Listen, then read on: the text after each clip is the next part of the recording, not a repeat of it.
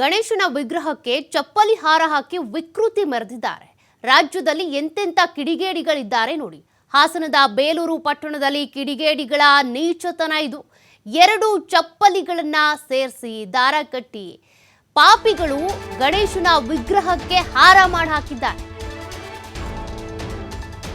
ಗಣೇಶನ ವಿಗ್ರಹಕ್ಕೆ ಚಪ್ಪಲಿ ಹಾರ ಹಾಕಿದಂತ ಕಿಡಿಗೇಡಿಗಳ ವಿರುದ್ಧ ಈಗ ಆಕ್ರೋಶ ವ್ಯಕ್ತವಾಗ್ತಾ ಇದೆ. ಪುರಸಭೆ ಆವರಣದಲ್ಲಿ ಇರುವಂತಹ ವರಸಿದ್ಧಿ ವಿನಾಯಕ ದೇಗುಲ, ನಿಮಗೆ ನಂಬಿಕೆ ಇಲ್ಲ ಅಂತ ಅಂದ್ರೆ ದೂರ ಇರಬೇಕು.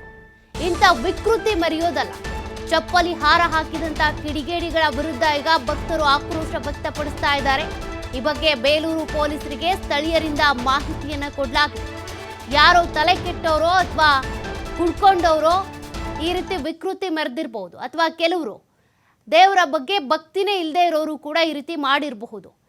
ಭಕ್ತಿ ಇಲ್ಲ ಅಂತಂದ್ರೆ ದೂರ ಇರಬೇಕು, ಪೂಜೆ ಮಾಡಬಾರ್ದು, ಪೂಜೆ ಮಾಡೋರನ್ನು ವಿರೋಧಿಸಬಾರ್ದು. ಅದರಲ್ಲೂ ಕೂಡ ದೇವರ ವಿಗ್ರಹ ಏನ್ರಿ ಮಾಡಿತ್ತು? ಇತ್ತೀಚೆಗೆ ಗಣೇಶನ ಮೂರ್ತಿಗಳನ್ನ ಗಲ್ಲಿ ಗಲ್ಲಿಲಿ ಇಟ್ರಿ, ಪೂಜೆ ಮಾಡಿದ್ರಿ, ಚಪ್ಪಾಳೆ ಹೊಡೆದ್ರಿ, ಕುಣಿದ್ರಿ, ಕುಪ್ಪಳಿಸಿದ್ರಿ. ಈಗ ದೇವ್ರ ವಿಗ್ರಹಕ್ಕೇನೆ ಚಪ್ಪಲಿ ಹಾರ ಹಾಕಿದ್ದೀರಾ. ದೇವ್ರೇನು ಬಂದು ನಿಮಗೆ ಪೂಜೆ ಮಾಡಿ ಅಂತಾನೂ ಹೇಳಲ್ಲ, ಉದ್ನಿ ಕಡ್ಡಿ ಬೆಳಗಿ ಅಂತಾನೂ ಹೇಳಲ್ಲ. ಆದರೆ ಚಪ್ಪಲಿ ಇಡುವಂಥ ಅವಶ್ಯಕತೆ ಏನಿತ್ತು? ಯಾರು ಮಾಡಿದ್ದಾರೋ ಇದಕ್ಕೆ ಸಂಬಂಧಪಟ್ಟಂತೆ ಸರಿಯಾದ ಕ್ರಮ ಆಗಲೇಬೇಕು. ಹಿಂದೂ ಧಾರ್ಮಿಕ ಭಾವನೆಗಳಿಗೆ ಧಕ್ಕೆ ತರ್ತಾರೆ ಅನ್ನೋದು ಮಾತ್ರ ಅಲ್ಲ, ಭಕ್ತರ ಭಾವನೆಗಳಿಗೆ, ಪ್ರತಿಯೊಬ್ಬರು ಕೂಡ ದೇವ್ರ ಮೇಲೆ ನಂಬಿಕೆ ಇಟ್ಕೊಂಡಿರ್ತಾರೆ, ಅಂಥವರ ಭಾವನೆಗಳಿಗೆ ಧಕ್ಕೆ ತರುವಂಥ ಕಿಡಿಗೇಡಿತನ ಇದು. ಮತ್ತಷ್ಟು ಡೀಟೇಲ್ಸ್ ಕೊಡ್ತಾರೆ ಪ್ರತಿನಿಧಿ ಪ್ರಕಾಶ್. ನಿಜಕ್ಕೂ ಕೂಡ ಭಕ್ತಿ ಭಾವನೆ ಇಲ್ಲ ಅಂತ ಅಂದ್ರೆ ತೆಪ್ಪಗೆ ಬೇರೆ ಕಡೆ ಸೈಡಿಗೆ ಇರಬೇಕು. ದೇವರ ವಿಗ್ರಹದ ಮೇಲೆ ಚಪ್ಪಲಿ ಎಸ್ತವ್ರು ಯಾರು? ಇದಕ್ಕೆ ಸಂಬಂಧಪಟ್ಟಂತೆ ಕ್ರಮ ಆಗ್ತಿದ್ಯಾ? ಪೊಲೀಸರಿಗೆ ಏನ್ ಮಾಹಿತಿ ಇದೆ? ಹಾಸನ ಜಿಲ್ಲೆ ಬೇಲೂರು ಪಟ್ಟಣದಲ್ಲಿ ಘಟನೆ ನಡೆದಿರುವಂತದ್ದು. ಈ ಘಟನೆಗೆ ಸಾರ್ವಜನಿಕರಿಂದ ಸಾಕಷ್ಟು ಆಕ್ರೋಶ ವ್ಯಕ್ತವಾಗ್ತದೆ ನೋಡಿ.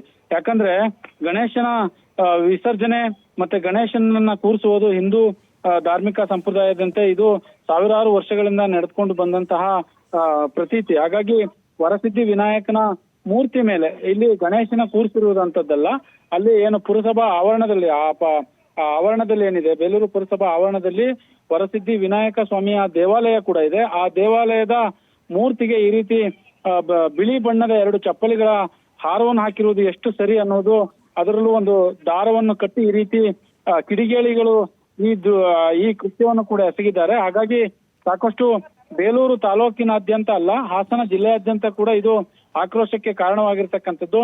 ಜೊತೆಗೆ ಸಾರ್ವಜನಿಕರು ಯಾವಾಗ್ಲೂ ಪುರಸಭೆ ಅಂತ ಅಂದ್ರೆ ಅಲ್ಲಿಗೆ ಸಾರ್ವಜನಿಕರು ಓಡಾಡ್ತಾ ಇರ್ತಾರೆ, ದೇವಸ್ಥಾನ ಅಂದ್ಮೇಲೆ ಭಕ್ತರು ಕೂಡ ಬರ್ತಾ ಇರ್ತಾರೆ. ಇಂತಹ ಸಂದರ್ಭದಲ್ಲಿ ಬಂದು ಗಣೇಶನ ಮೂರ್ತಿ ಮೇಲೆ ಈ ರೀತಿಯಾದಂತಹ ಕೃತ್ಯ ಎಸಗಿದ್ದಾರೆ ಅಂತ ಅಂದ್ರೆ ನಿಜವಾಗ್ಲೂ ಇದು ಒಂದ್ ರೀತಿ ನಾಚಿಕೆಗೇಡಿನ ಸಂಗತಿ. ದಿನನಿತ್ಯ ದೇವರನ್ನ ಪೂಜೆ ಮಾಡ್ತಾರೆ, ದಿನನಿತ್ಯ ದೇವಸ್ಥಾನಕ್ಕೆ ಹೋಗ್ತಾರೆ.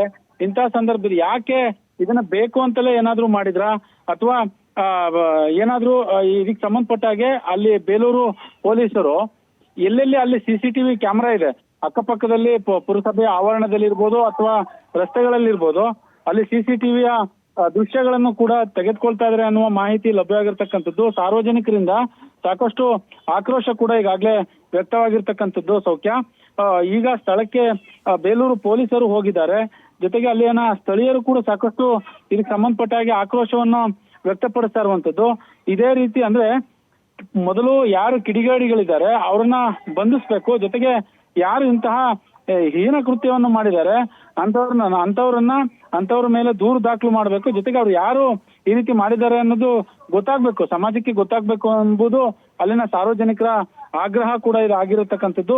ಒಟ್ಟಾರೆ ಬೇಲೂರು ಪಟ್ಟಣದಲ್ಲಿ ಈ ಘಟನೆ ನಡೆದಿರುವಂತದ್ದು ಅತ್ಯಂತ ಖಂಡನೀಯ ಮತ್ತೆ ಸಾರ್ವಜನಿಕವಾಗಿ ಸಾಕಷ್ಟು ಆಕ್ರೋಶವನ್ನು ಕೂಡ ಈಗಾಗಲೇ ವ್ಯಕ್ತಪಡಿಸ್ತಾ ಇರುವಂತದ್ದು. ಸೌಖ್ಯ, ಅಂದ್ರೆ ಪ್ರಕಾಶ್, ಈ ಘಟನೆ ನಡೆದಿದ್ ಯಾವಾಗ ಅನ್ನೋದು ಗೊತ್ತಾಗ್ತಾ ಇದೆಯಾ? ಅಂದ್ರೆ ನಿನ್ನೆ ಬೆಳಗ್ಗೆ ಅಥವಾ ಸಂಜೆ ದೇವರಿಗೆ ಪೂಜೆ ಸಲ್ಲಿಸಲಾಗಿತ್ತಾ? ಅರ್ಚಕರು ನೋಡಿದ್ಯಾವಾಗ?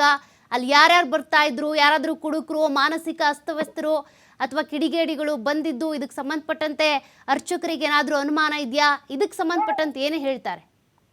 ಖಂಡಿತವಾಗ್ಲೂ ಇದಕ್ಕೆ ಸಂಬಂಧಪಟ್ಟ ಹಾಗೆ ಬೆಳಿಗ್ಗೆ ಬಂದಂತಹ ಸಂದರ್ಭದಲ್ಲಿ ಯಾರು ಮೊದಲು ಬಂದಿರ್ತಾರೆ ಅವ್ರಿಗೆ ಒಂದ್ ರೀತಿ ಈ ಘಟನೆ ನೋಡಿ ಶಾಕ್ ಕೂಡ ಆಗಿರುತ್ತೆ. ಯಾಕಂದ್ರೆ ಹಿಂದೂ ಸಂಪ್ರದಾಯದಲ್ಲಿ ಈ ರೀತಿಯಾದಂತಹ ದೃಶ್ಯಗಳನ್ನ, ಈ ರೀತಿಯಾದಂತಹ ಇದು ಹೀನ ಕೃತ್ಯ ಅಂತಾನೆ ಹೇಳ್ಬೋದು. ಇಂಥವುದನ್ನ ನೋಡಿದಾಗ ಯಾರಿಗೆ ಕೂಡ ಸಾಕಷ್ಟು ಅಂದ್ರೆ ಒಂದ್ ರೀತಿ ಆಕ್ರೋಶ ಭರಿತವಾಗುತ್ತೆ. ಹಾಗಾಗಿ ಇದಕ್ಕೆ ಸಂಬಂಧಪಟ್ಟ ಹಾಗೆ ಅಲ್ಲಿ ಪೊಲೀಸರು ಕೂಡ ಸಾಕಷ್ಟು ತನಿಖೆಯನ್ನ ಮಾಡ್ಬೇಕಾಗುತ್ತೆ. ಜೊತೆಗೆ ಯಾರು ಓಡಾಡ್ತಾರೆ ಆ ಸುತ್ತಮುತ್ತ ಆವರಣದಲ್ಲಿ ಯಾರು ಓಡಾಡ್ತಾರೆ, ಅದರಲ್ಲೂ ರಸ್ತೆ ಪಕ್ಕದಲ್ಲಿ ಇರ್ತಕ್ಕಂತಹ ಪುರಸಭಾ ಆವರಣ, ಅದು ಪುರಸಭಾ ಆವರಣದಲ್ಲಿ ಮೊದಲು ಆ ಪುರಸಭೆ ಒಳಗೆ ಹೋಗ್ಬೇಕಾದ್ರೆ ಈ ವಿಘ್ನೇಶ್ವರನಿಗೆ ಗಣೇಶನಿಗೆ ಕೈ ಮುಗಿದು ನಂತರ ಪುರಸಭೆ ಆವರಣಕ್ಕೆ ಹೋಗ್ತಾರೆ.